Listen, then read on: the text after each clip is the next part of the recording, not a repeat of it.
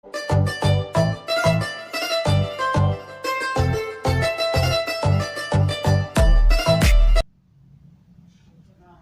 Friends, आपके अपने YouTube channel अंकुश classes Kanpur में आप सभी का स्वागत है।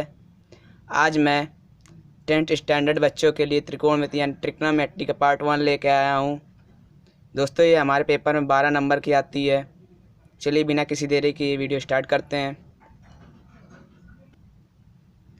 दोस्तों, आज हम पार्ट 1 में त्रिकोणमिति का सामान्य परिचय पढ़ेंगे। चलिए स्टार्ट करते हैं। हमारा पहला टॉपिक होता है त्रिकोणमिति अनुपात। इसकी परिभाषा होती है समकोण त्रिभुज भुजाओं के समकोण त्रिभुज से बने न्यून कोण के सापेक्ष अनुपातों को त्रिकोणमिति यानी कि ट्रिग्नोमेट्री रेशन कहते हैं। फिर से पढ़ता हूँ। समकोण त्रिभुज भुजाओं के समकोण त्रिभुज में बने न्यून कोण के सापेक्ष अनुपातों को त्रिकोणमिति अनुपात कहते हैं। जैसे देखिए, यदि किसी समकोण त्रिभुज का एक न्यून कोण थीटा है। चलिए चित्र के साथ समझाता हूँ।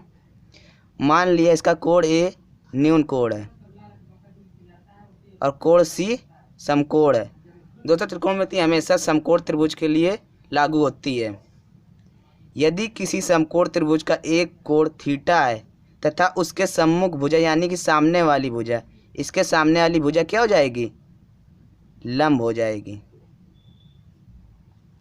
समकोण 90 अंश यानी कि ये देखिए 90 अंश, 90 अंश की सम्मुख भुजा को क्या कहते हैं?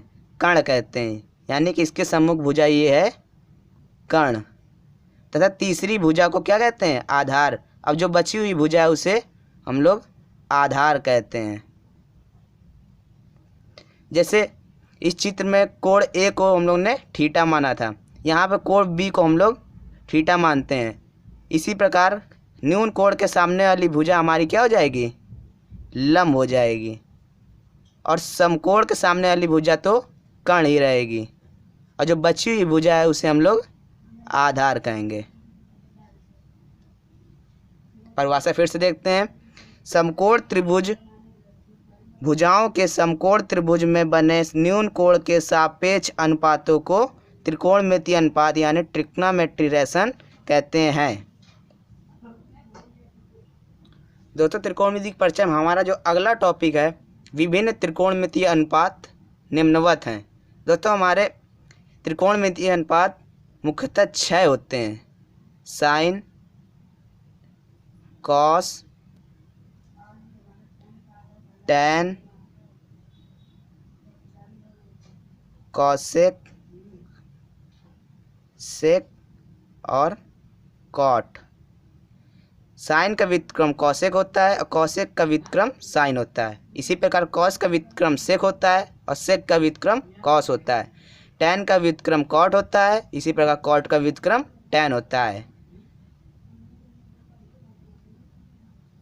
जब हम लोग कोण के साथ लिखते हैं तो इसे पूरा लिखते हैं sine theta, cosec theta, cos theta, sec theta, tan theta और कॉट थीटा। चित्र के हिसाब से अनुपात हमारा ऐसे बनेगा। साइन का दोस्तों होता है लंब बटे कर्ण। जैसे चित्र में है, हमारा चित्र में इस वाले चित्र में हम लोग पढ़ेंगे। इस चित्र में हमारा लंब है BC। क्या है? BC। और कर्ण क्या है? AB। इसी प्रकार कॉस थीटा जो होता है, इसका अनुपात होता है आधार बटे कर्ण का। किसका होता है? आधार बटे कर्ण का। चित्र में हमारा आधार जो है क्या है? AC और कर्ण क्या है? AB। ठीक, आगे बढ़ते हैं। हमारे जो टैन होता है वो लंब और आधार का अनुपात होता है। किसका अनुपात होता है? लंब और आधार का। चित्र में हमारा जो लंब है क्या है? BC और जो आधार है वो है AC। दोस्तों, जो हमारा कॉसेक होता है वो होता है कर्ण और लंब का। कर्ण और लंब का। चित्र में हमारा जो कर्ण है वो AB है और जो लंब है वो BC है। देखिए दोस्तों, मैंने बताया था ना, जो साइन होता है वो कौशिक का व्युत्क्रम होता है और कौशिक जो होता है साइन का व्युत्क्रम होता है। तो यहाँ पे देख लीजिए, इसमें लंब पहले आया है और कर्ण बाद में। यहाँ पे देखिए, कर्ण पहले आया और लंब बाद में। चलिए आगे बढ़ते हैं। जो हमारा सेक थीटा होता है, यानी कि सेक होता है, वो कर्ण और आधार का अनुपात होता है। चित्र में हमारा जो कर्ण है वो है AB और जो हमारा आधार है वो है दोस्तों AC। ओके, इसी प्रकार देख लीजिए, कॉस जो होता है सेक का व्युत्क्रम होता है और सेक जो होता है कॉस का व्युत्क्रम होता है। इसीलिए यहाँ पे आधार अंश में आया है और कर्ण हर में। यहाँ पे देखिए, कर्ण अंश में आया है और आधार हर में। आगे बढ़ते हैं। हमारा जो कॉट थीटा होता है वो किसका व्युत्क्रम होता है? tan का। इसी प्रकार हमारा इस जो अनुपात बनेगा वो आधार बटे लंब का बनेगा। किसका बनेगा? आधार बटे लंब का। चित्र में हमारा आधार है AC और जो हमारा लंब है वो है BC। चलिए बढ़ते हैं आगे। हमारा जो अगला टॉपिक त्रिकोणमितीय अनुपातों को स्मरण यानी कि याद रखने की विधि। फ्रेंड्स, जो इसको याद रखने की विधि होती है वो लाल बटे कक्का, क्या आती है? लाल बटे कक्का के रूप में, जहाँ पर L जो होता है क्या होता है? हमारा लंब होता है और जो K होता है वो क्या होता है? कर्ण होता है और जो A होता है वो हमारा हो जाएगा आधार। इसका प्रयोग कैसे करते हैं? जो L और K होता है वो किसका अनुपात होता है? लाल, यानी कि लाल, जो लाल बटे कक्का होता है उसमें L हमारा लंब हो जाता है और कर्ण हमारा क्या हो जाता है? K क्या हो जाता है? कर्ण हो जाता है। तो इस प्रकार लंब बटे कर्ण का अनुपात हमारा क्या बनेगा? साइन का। ठीक, उसी प्रकार आगे बढ़ेंगे तो हमारा हो जाएगा आधार और ये K हो जाएगा कर्ण। आधार बटे कर्ण का हमारा अनुपात क्या बनता है? कॉस का। और फिर आगे बढ़ते हैं तो हमारा अनुपात लंब और आधार का बनता है। तो लंब और आधार का हमारा क्या होता है? tan का। अब मैंने बताया था इसका व्युत्क्रम भी होता है, तो नीचे से लेंगे तो साइन का व्युत्क्रम होता है कौशिक। इस प्रकार कौशिक का क्या हो जाएगा? कर्ण बटे लंब। नीचे से लेते हैं, आगे बढ़ेंगे। कॉस का व्युत्क्रम क्या होता है? सेक। तो इस प्रकार सेक का क्या हो जाएगा अनुपात? कर्ण बटे आधार। आगे बढ़ते हैं। जो हमारा आधार बटे लंब होता है वो किसका होता है? tan का व्युत्क्रम कॉट का होता है। ठीक, इस प्रकार हम इसे याद रख सकते हैं। जो हमारा अगला टॉपिक है दोस्तों वो हमारा है त्रिकोणमितीय अनुपातों में संबंध। क्या है? त्रिकोणमितीय अनुपातों में संबंध। चलिए मैं बताता हूँ दोस्तों। जो हमारा साइन थीटा होता है, मैंने बताया था किसका व्युत्क्रम होता है? कौशिक का। तो हम लोग इसको लिखेंगे 1 कौशिक थीटा। ये हमारा किसका व्युत्क्रम होता है? 1 कौशिक, यानी कि ये कौशिक का व्युत्क्रम हो जाएगा। इसको हम लोग साइन थीटा को 1 कौशिक थीटा भी लिख सकते हैं। इसी प्रकार जो हमारा कौशिक थीटा होता है उसे हम लोग क्या लिख सकते हैं? Sine theta. मैंने बताया था ये एक दूसरे का क्या होता है? व्युत्क्रम होता है। कौशिक थीटा को क्या लिख सकते हैं? 1 साइन थीटा। आगे बढ़ते हैं। जो हमारा कॉस थीटा होता है, मैंने बताया था आप लोग को किसका व्युत्क्रम होता है? सेक का, यानी कि सेक थीटा। कॉस थीटा को हम लोग 1 सेक थीटा भी लिख सकते हैं। इसी प्रकार सेक थीटा को हम लोग क्या लिख सकते हैं? 1 कॉस थीटा। ठीक है। जो हमारा अगला है वो हमारा आ जाता है tan theta. tan theta cot का व्युत्क्रम होता है, इसलिए हम लोग 1 कॉट थीटा भी लिख सकते हैं। और जो हमारा कॉट थीटा होता है दोस्तों वो हमारा tan का व्युत्क्रम होता है, इसलिए इसे 1 tan थीटा भी लिख सकते हैं। tan और cot के अलग अलग भी मान आते हैं जो इस प्रकार हैं। जो tan का मान होता है, tan थीटा को हम लोग sin theta upon cos theta भी, sin theta upon cos theta भी लिख सकते हैं। इसी प्रकार cos थीटा को चूँकि उसका व्युत्क्रम होता है तो cot थीटा को cos theta upon sin theta भी लिख सकते हैं। ठीक है दोस्तों, ये चीज़ याद रखिएगा। जो हमारा अगला टॉपिक है, कुछ विशिष्ट कोणों के लिए त्रिकोणमितीय अनुपातों के मान। दोस्तों ये मान हमारे सवालों को करने में बहुत ही आसानी प्रदान करते हैं। चलिए मैं इनके मानों को बताता हूँ। देखिए, साइन का 0 अंश के लिए जो मान होता है वो क्या होता है? 0। उसी प्रकार साइन का 30 अंश के लिए या पाई/6 के लिए जो मान होता है वो होता है 1/2। फिर साइन का आगे बढ़ते हैं तो 45 अंश के लिए जो मान होता है वो होता है 1/√2। इसका 60 अंश के लिए जो मान होता है वो होता है √3/2। और इसका साइन का 90 अंश के लिए जो मान होता है वो होता है 1।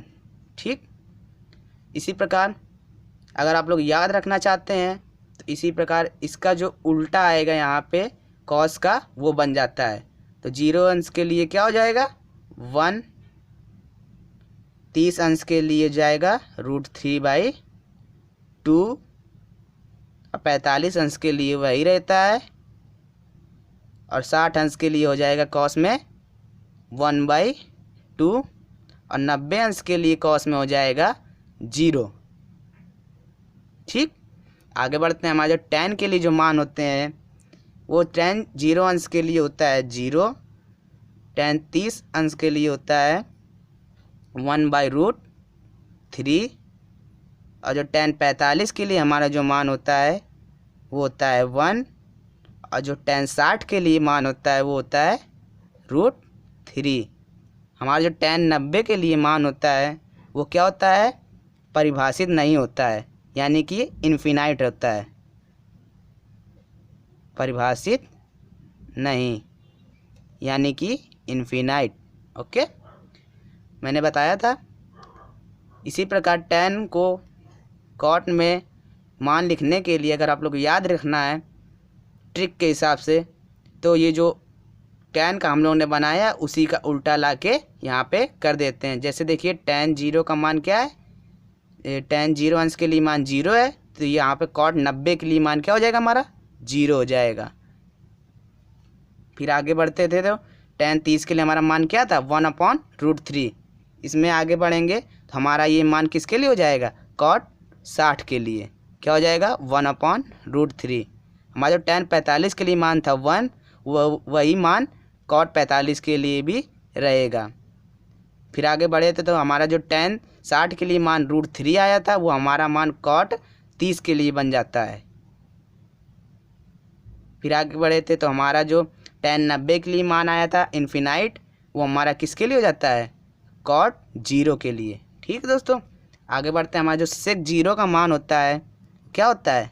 1। फिर हमारा जो sec 30 के लिए मान होता है वो हो जाता है 2√3। हमारा जो sec 45 के लिए मान होता है वो हो जाता है √2। sec 60 का मान 2 हो जाता है और sec 30 का मान क्या हो जाता है? इन्फिनाइट, यानी कि अपरिभाषित। जैसे मैंने बताया था कि याद रखने के लिए या ट्रिक के हिसाब से हम लोग इसका उल्टा कर देते हैं sec का cosec में। जैसे sec 0 का मान 1 था तो हमारा cosec 90 में मान ये क्या हो जाएगा? 1 हो जाएगा। इसी प्रकार sec 30 के लिए हमारा मान 2/√3 था तो ये मान हमारा cosec में जाके किसके लिए हो जाएगा? 60 के लिए। ठीक दोस्तों, हमारा sec 45 मान √2 था तो यही मान cosec 45 के लिए भी होगा। हमारा sec 60 के लिए मान 2 था तो यही मान जाके cosec 30 के लिए बन जाएगा। sec 90 का मान इन्फिनाइट था तो यही जाके cosec 0 में हो जाएगा। दोस्तों इस ट्रिक से आप लोग ये याद भी कर सकते हैं, जो हमारे आगे के सवालों में बहुत ही यूज़फुल बनेंगे। दोस्तों जो हमारा अगला टॉपिक है पूरक कोणों के त्रिकोणमिति अनुपात। दोस्तों पूरक कोण वे कोण होते हैं जिनका मान 90 अंश से कम होता है, तो इनके लिए त्रिकोणमिति अनुपात जो बनते हैं वो देख लीजिए। पहला हमारा होता है साइन। मैंने कहा था 90 से कम अंश वाले कोणों को पूरक कोण कहते हैं, तो साइन 90 माइनस थीटा, ठीक, 90 अंश से कम होता है। इसका मान दोस्तों हो जाएगा कॉस थीटा। क्या हो जाएगा? Cos theta. जो हमारा कॉसेक होता है, कॉसेक 90 माइनस थीटा, इसका मान हो जाएगा सेक थीटा, ठीक। फिर अगला टॉपिक है कॉस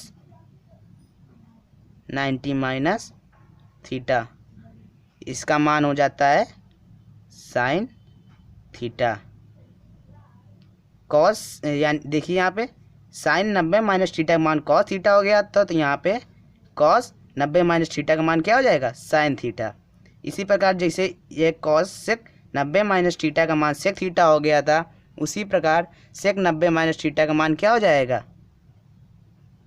सेक 90 माइनस थीटा का मान हमारा हो जाता है कॉसेक थीटा। ये चीज़ दोस्तों याद रखिएगा। फिर हमारा जो अगला है tan 90 माइनस थीटा, इसका मान हमारा हो जाता है कॉट थीटा। इसी प्रकार जैसे tan 90 माइनस थीटा का मान कॉट थीटा है, तो क्या हो जाएगा? कॉट 90 माइनस थीटा का मान tan थीटा हो जाएगा, ठीक। फ्रेंड्स आज की वीडियो यहीं समाप्त करते हैं। अगर वीडियो पसंद आई हो तो एक लाइक कर दें और दोस्तों में ज़्यादा से ज़्यादा शेयर करें। अगले वीडियो में हम इस चैप्टर से जुड़े कुछ महत्वपूर्ण सवाल लेकर आएंगे जो आपकी परीक्षाओं के लिए बहुत उपयोगी होंगे। मिलते हैं पार्ट 2 में। धन्यवाद।